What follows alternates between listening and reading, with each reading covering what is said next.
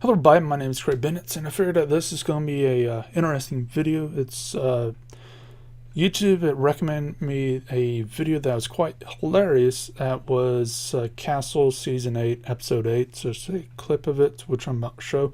And it seemed before or after of what I'm going to show. But basically, because I'm really tired of daytime TV or nighttime TV screwing up what computers do and cybersecurity and all that type of stuff, I'm going to nail this one to the wall. Not only because of that, but because it is flippin' hilarious. So, suck it, ABC. This is an educational video. It's fair use. So, suck it. But, and you deserve this for giving hackers a bad. Oh, and I almost forgot, real quick. I am going to oversimplify things in here because, it would take quite a few videos to explain everything in detail. I have like 1,000 something videos already. Check them out. I'm going to probably, call back to a few of them so you can check them out. But it's going to appear like I got a few things wrong and might get a few things off. So if so, correct me in the comment section. Because no one's perfect and whatever. But for the most part, I'm going to try to hit as many topics as possible. So if I miss something, or if you like this video and you want me to do another one like this, then let me know. And also let me know what video I should nail to the wall. So as far as that goes, hope you enjoy. Oh, Firewall 1. we got a problem. What? Someone synced a rat to one of my servers. A remote access tool. We're being hacked. Alright, so rats. There's a few prawns in here I'm going to get into real quick. But rat, what is it, to put it simplistically? Rat is a real thing, a remote access tool, or in this case it'll be a remote access Trojan. There's also another term for remote administration tool. What a rat is used for, you'll find in schools and if you're places legitimately, businesses and some other places, but what you can use it for is, say for example, I am across the country or anywhere in the world. I take my laptop with me, have my desktop on, I put a rat on it, and do whatever it takes to make it secure. I can actually access my computer, the files, screen, and everything as if I'm right here through the computer over the line. That's just a simplistic term, but that's what it's used for. You'll find it in schools. It's kind of like a KVM. In fact, there is KVMs in schools, but with online classes and stuff like that, you'll find where you can. I know school I'm going to, you can do proctor tests through your computer. You need a webcam, whatever. But basically, what happens is they put a rat on the system. This looks at all the stuff. It will open up a port.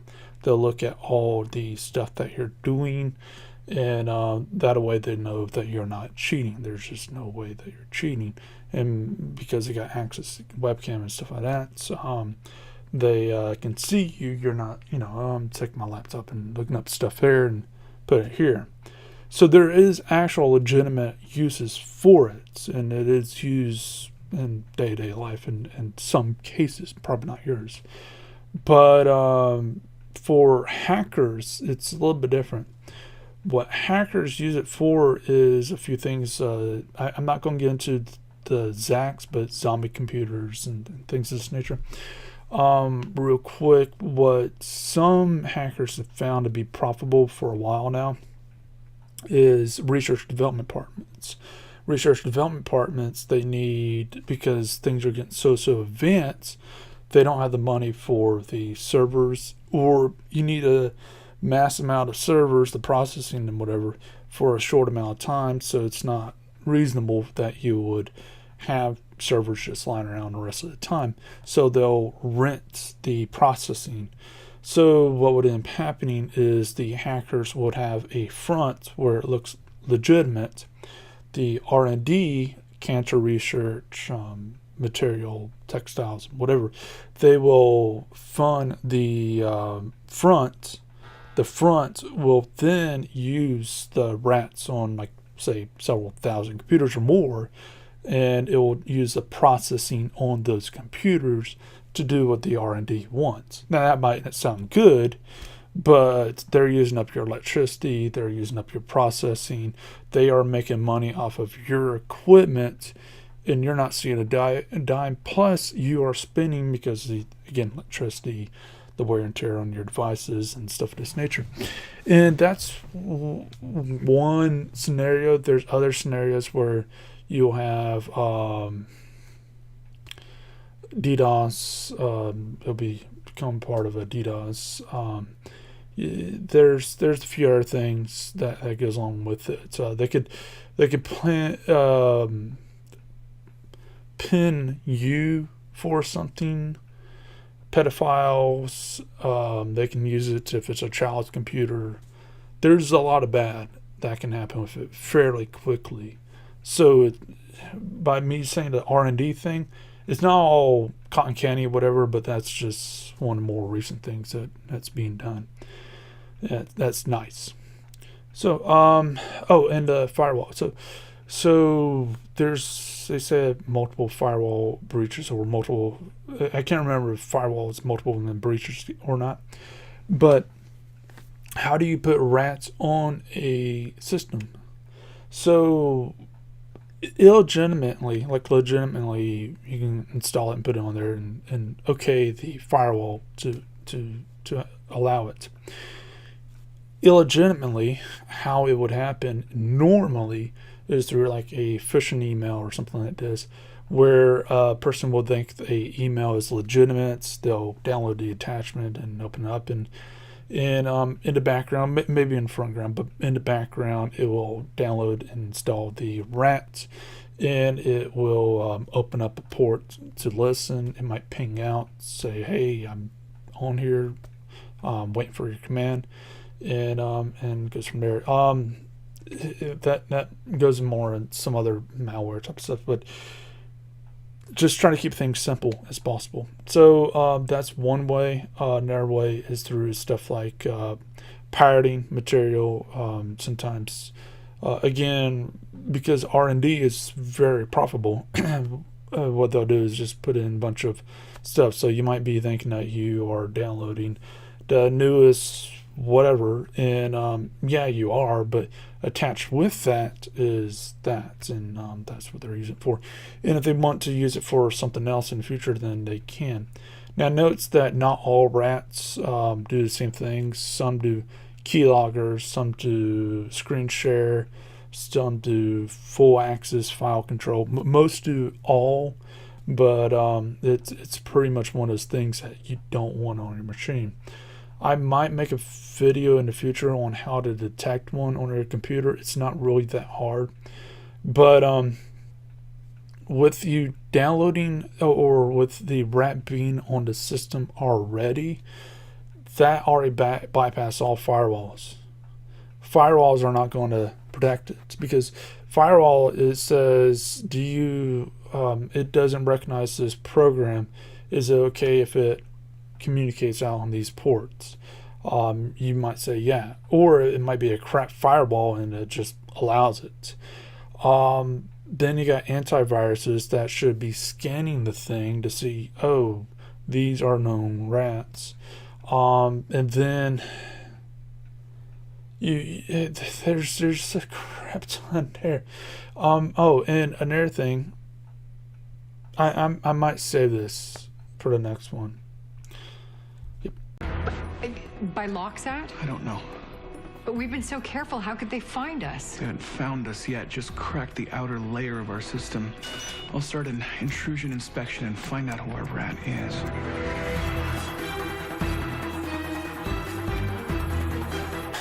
So, first things first is the animation. I am going to just give that to the Hollywood types because that's eye candy. I'm pretty sure they know it's eye candy. The real thing's just boring as all out. Look at someone playing with command prompt or whatever. Look at some of my past videos. It's boring as all out.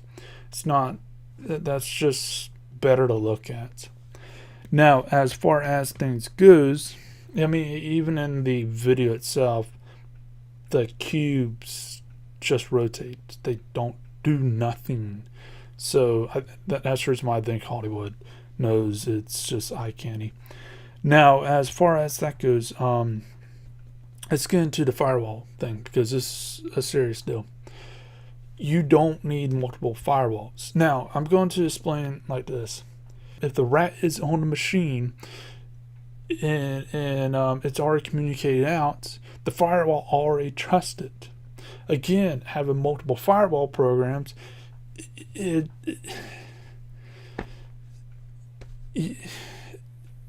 just doesn't work. They're too. It's not like you're breaking down one barrier after another after another. It's in. And because it kind of relates to that, I want to mention with antiviruses, it's the same thing. Yes, you can have multiple antiviruses on a computer, but it's competing for the same resources, and because of that, you need to go with the one that you trust. If it's competing over the same resources, what's going to end up happening is it's going to slow down the overall computer. So let's say you trust them all, you need to go with the best one. And then on top of that, they're normally, not always, normally would start flagging each other. Now, the exception to this is normally something like Windows firewall, and then some other type of firewall. It normally won't flag each other. Same thing with Windows Defender, and then whatever antivirus, like Avast, Northern, whatever, it shouldn't flag Windows Defender. That's normally the exception to that. And this stuff, by the way, the rat and all that stuff, that can happen with Linux, Macs, and so on. And that's just something, even phones and stuff like that. But it's just one of those things that you got to keep in mind is it's on the security. You only have so much resources, so you want to have multiple programs trying to use up all your resources. Hence why, you probably got like an 8 gigabyte of RAM on your computer right now, and you don't want to be stuck down to using 1 gigabyte because antiviruses and firewalls is using all that. And then on top of that, you simply don't want everything triggering each other and screwing up each other, shutting down each other's programs and stuff like that. I've personally seen that because I just wanted to test it out when I was little. And yes, it can actually do that. You can have one firewall that actually shuts down portions of another firewall and goes back and forth, and it goes all haywire, and until you take off one of them, and otherwise they'll just keep combating each other, unless if you okay them both. But even at that, it's like, and it's not a breaching. You're not breaching 1, 2, 3, 4. This program failed, so let's go with this program, and so on and so on and so on. It's not like castle walls or anything like that. You put your best foot forward out, and there you go. It's not like you're going against people with energy. The programs, it will just keep going with the same amount of energy, same amount of force as the last time. And I'm oversimplifying it, but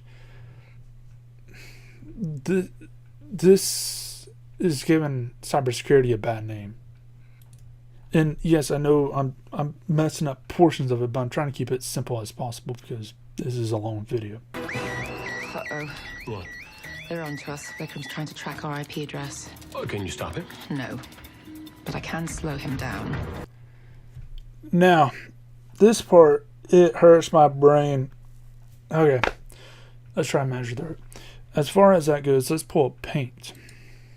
Yes, I'll use Paint to use this as an example. So let's say, for example, this over here is the hacker and this is the victim. They're using some type of VPN or whatever, let's say blah, between them. Fine. I'm pretty sure the writers are thinking it's going to be more like that. No. But let's just say, assume that the writer's done some type of research, and in that universe, they're using something like this. Well, what would end up happening is they might say something like, oh, the victim is hacking into this, and then that might set off some alert going back. And, fine, whatever. But what would happen in reality? What would happen in reality is this, let's say the victim hacks into this. The entire network here will collapse in milliseconds. Another one will be created, and it'll go into the same thing. It will just happen each and every time. If they are as smart as this tries to make it out to be, that would happen.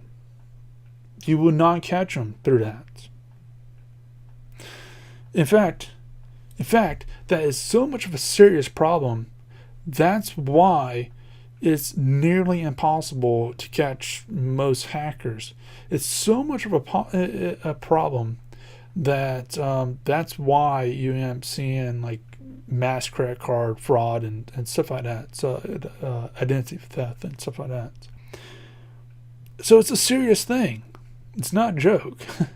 It's not a simple, and oh, they got me. No, it's, oh, you tried, oh, let me kill the entire network and create a new one, and the machine does it automatically. It's in milliseconds, if quicker. But let's just say that let's keep up this for the next portion. It's coming from inside the city, trying to narrow it down. Okay.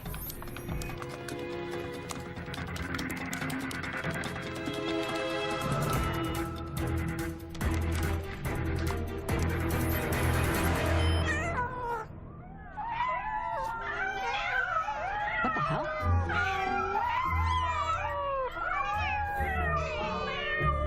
Oh, you are good, but I am better.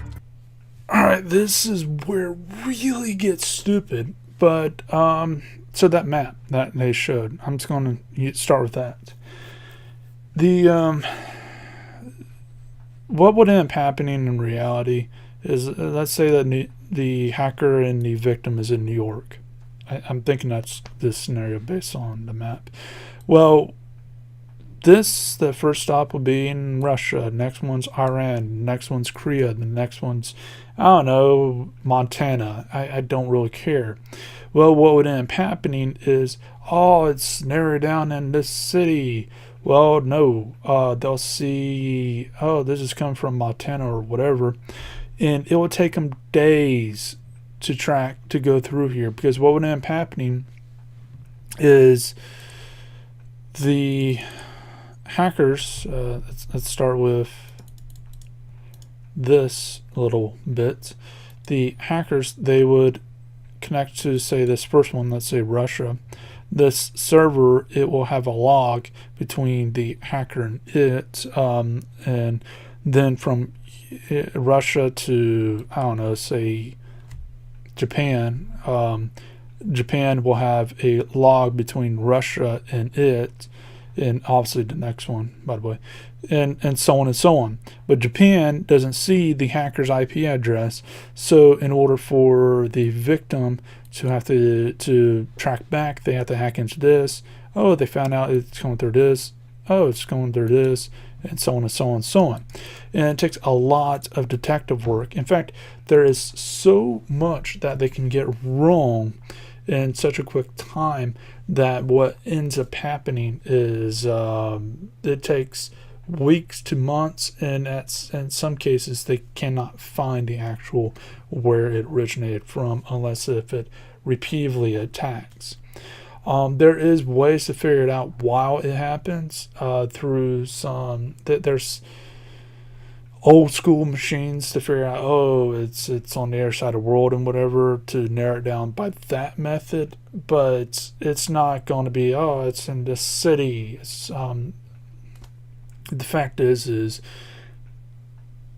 that map was BS all around. There's just no two ways around it. Now, here's where it gets really stupid really quick, plus funny from my standpoint. That, I want to slow down the victim to figure out my address, right? Well, I'm going to upload cat videos all over their screen. That program, and let's just say what I said prior to, let's just throw that away. Let's just forget that. Let's just say in their universe, it works like this. That program is still running, so it still is going to find it. It doesn't slow down anything. It slows it down, say, oh, I can't see it with my, but it's logged. The program's still running. Computers obviously can do multiple things at the same time. You can listen to music while you write a paper. So it basically doesn't do nothing. And then on top of that, this shows, I don't know if they want to do this for eye candy reasons, like I said before, or because they're just that computer illiterate. But pretty much on any operating system that you run, when you open up a window, so for example with Windows, if you open up Chrome a bunch of times, or File Explorer, or whatever it is, a bunch of times, it will be in the same area. It won't be on this screen, that screen, that screen, that screen, and covering up everything. Now, you will have an effect where it could cover up everything if you do something like a fork bomb. But I got a video in the past on how to make a fork bomb, how to use it, and how it's mostly a prank now because of the resources within computers. You can stop it fairly quickly, unless you got like a crap ton of fork bombs going off at the same time. In this case, that's not happening. But it looks completely different as far as how things are put out. So it's just so. And then let's just say, so they got a rat in their system, right? The victim system. I'm assuming that they're because their computer that they're doing whatever on, obviously not tracking because they're probably dicking around at that point. They're attached to the server. It's probably through some type of Active Directory. So why doesn't the hacker just delete the drivers, or kill their computer off the network? They can literally do that. Oh, I want to screw, like today, if a person puts a rat on your computer, right? And you want to do something about it, whatever, or they see you doing something about it, they can remove your mouse and your keyboard driver, and you can only stop that computer from doing whatever by turning off that power or unplugging the internet.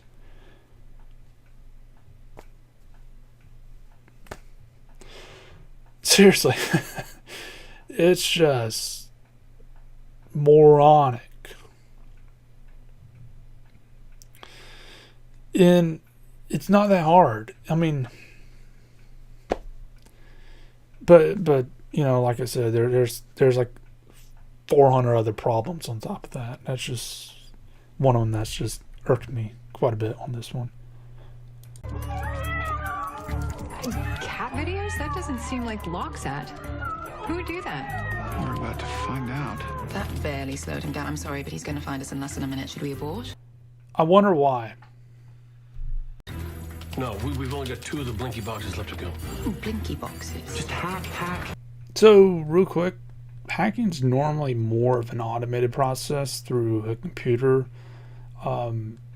Sometimes there is some ground level stuff, like 90% of hacking is social engineering, getting you to tell me your password, stuff of that nature. But it's most of the time just, it's not, typing on the keyboard and whatever. It's most of the time very automated. Come on. Got it. That's Castle's office. He must be working with Haley. She's got the skill set for this, and she is about to breach our firewall. If she does, they'll have instant access to our entire investigation. So, 2 things wrong with this. 3 things, actually. First thing, I want to mention the firewall thing. Again, we talked before, the rat's on the system, therefore, it's already breached.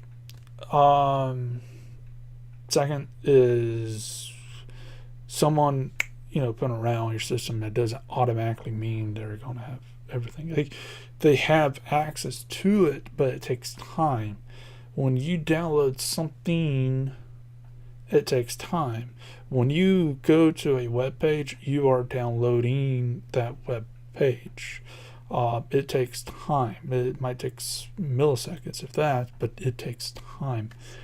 They're just not going to mirror everything. It's that doesn't happen. It just doesn't, work like that. So it takes a little bit of time. That's the reason why when in major corporations and bigger hospitals and things of this nature, when there is a breach that is being detected, the CTOs, the directors, and so on, they get literally text message notifications, other notifications, and so on, saying, "Hey, you are being breached." And that way they might get out of bed or do whatever, and they can start taking care of it right there. Or they can say, "Hey, just unplug this and this and this," and that takes care of that. And getting attempted to get breached happens quite often. If you go to your router, your Wi-Fi router, you'll find, if it's a worthwhile one, it will have a log of a bunch of attempts if it's been on the internet for a while. And for the most part, you'll find that it's fairly common. It's just that a lot of the times the attempts, it's just to see if it's weak. And if it's weak, then it throws things in there like rats and whatever. But it basically infects the entire system if it's weak or tries to. But you'll find that there's a massive amount of attempts to it. Now, as far as the other thing, skill set. Yeah. I think there's another thing I was going to mention. So as far as the other thing is the skill set. The skill set, anyone can do this. With like a week of training, pretty much anyone can deceive anyone else to get them to put a rat on their system. And it's just how it is. It's 90 some odd % of hacking is social engineering. It's just simply deceiving someone in order to get them to do something.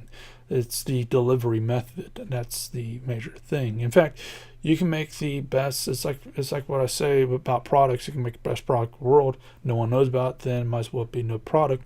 Well, in this, you make the best malware in the world, but if it doesn't affect anyone or has no good delivery method, then it might as well not exist at all.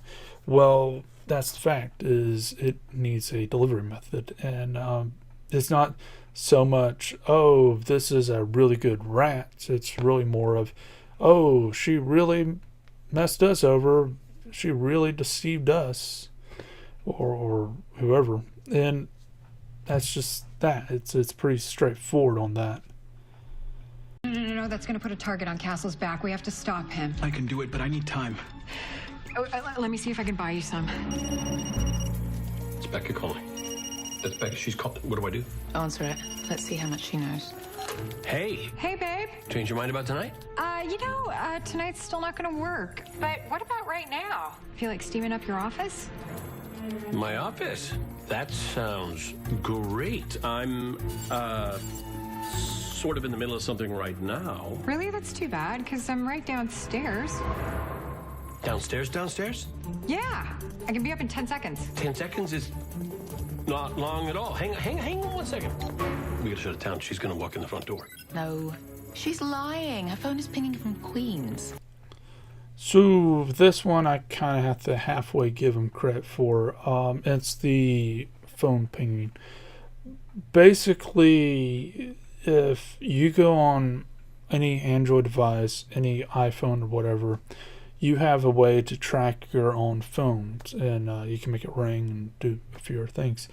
I think it's called Android Device Manager. If you go into that, if you have an Android device, just look up that on Google. You can log in. It's from Google, and it will allow you to find where your phone is. So if someone steals it, or like say for example you just left it at school or whatever, you can see, oh, I left that at school, and you can call up school and say, I need to get my phone and whatever.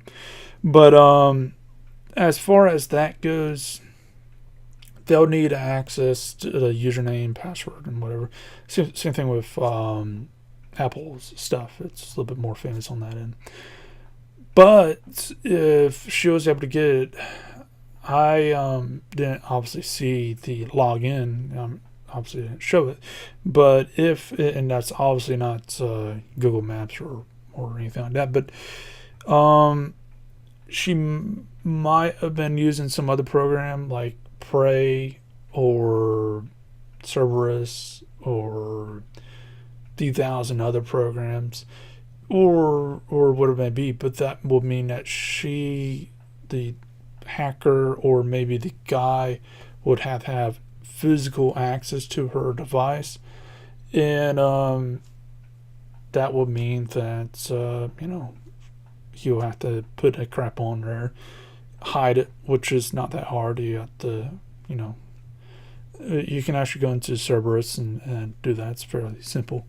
And the interesting thing, and the reason why I'm bringing this up in the first place at all, is if you're doing that, pretty much with all those programs, or a custom-made program, you can get it where the microphone gets activated without the person knowing. So her muting the thing, and him muting the thing, say if they know do it to each other or whatever, her muting it means nothing. They can still activate the mic, they can activate the camera, they can activate the crap, and that means that, well, she's screwed and he is, depending on the scenario. So that's the thing, though. In a little bit, I think I cut off a little bit early. In a little bit, she will mute the button. If they have that type of access, they probably had physical access to put that stuff on her phone, which means they would have access to her microphone. So even by muting it, they would know, oh, you are lying. We know this amount based on that.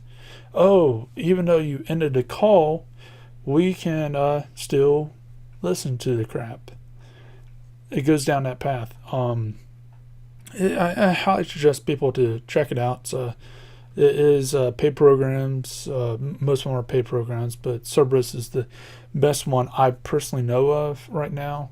I made review videos on it and showing off and whatever.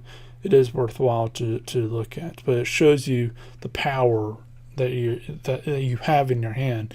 You don't know if your thing's recording video. You don't know if your thing's recording pictures. You don't know if the mic's active or not. You just don't know. That's the reason why in some government buildings you're not allowed to take your cell phone in certain rooms unless it was a government cell phone, because you don't know if it's infected. Then you don't know. Now let's say if it's a government phone, let's say that I don't know if one of them are part of government, but if it's a government phone, the GPS can easily be skewed. In fact, if it's a personal phone, the GPS can easily be skewed. It can show, oh, she's at his office or wherever it is. Look up GPS spoofers, and all that. So that's something to note. I mean, it's not common, but it off a fly decision if I was her and I had. It looks like that she works in IT and security and stuff. If I had that much knowledge, I would use a GPS spoofer to say, "Hey, I'm over here at his office," and that way it shows that I'm there. Unless if they were actively tracking it anyways, then that would kind of been a moot point. But there's no evidence that they were tracking it prior to. But again, She knows it's us who's hacking her. Sorry about that. Just taking off my pants. You coming up? He knows I'm lying. Hey, you know what? Something just came up. Rain check? Sure. You know where to find me. Okay.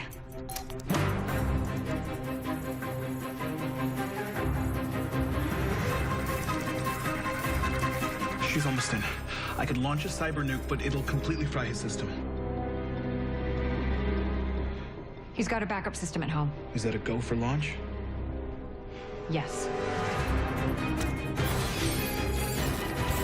No. Oh! What just happened? Armageddon, I'm afraid. so there's no such thing as a cyber nuke.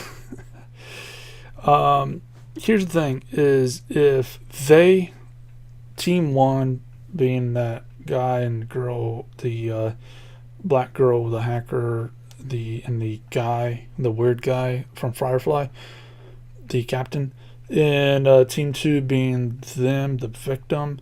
If Team One obviously infected Team Two's stuff with a rat, if Team Two affected Team One's stuff with a rat, then that will mean that they can do something similar like that, because you got administrative access, so you can do a bleaching, and you can just activate a system-wide bleach, and it will look completely different from that. It won't be like and something like that. So there will be a lot more to it.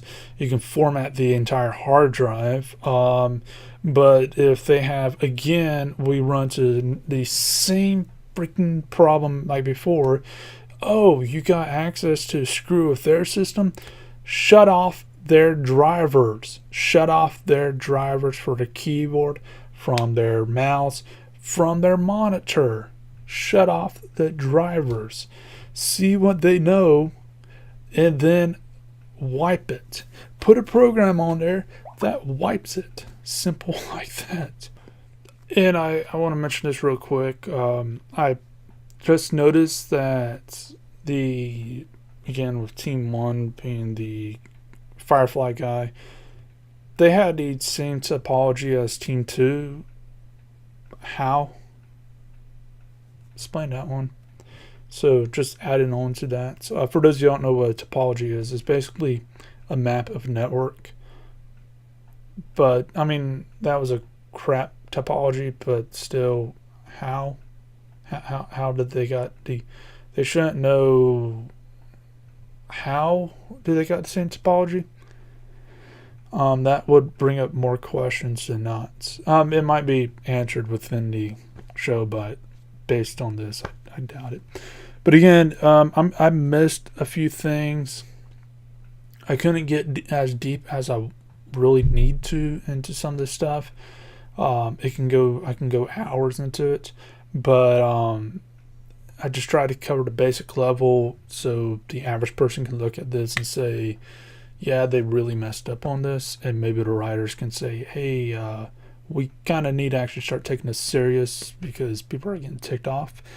But anyways, as far as that goes, if you want me to cover more videos like this, then let me know, and I will see what I can do in the future. Let me know what videos you want me to cover. Give me a link to on YouTube, and I'll see what it looks like and see what I can do. And if you already have one, but if whatever it may be, leave a like, subscribe, share, and I'll see you in the next video. Hope you have a great day. Oh, and please feel free to correct me in the comments. Anything I kind of wrongly explained or crappily explained. There's quite a few things I could tell you right now off the top of my head.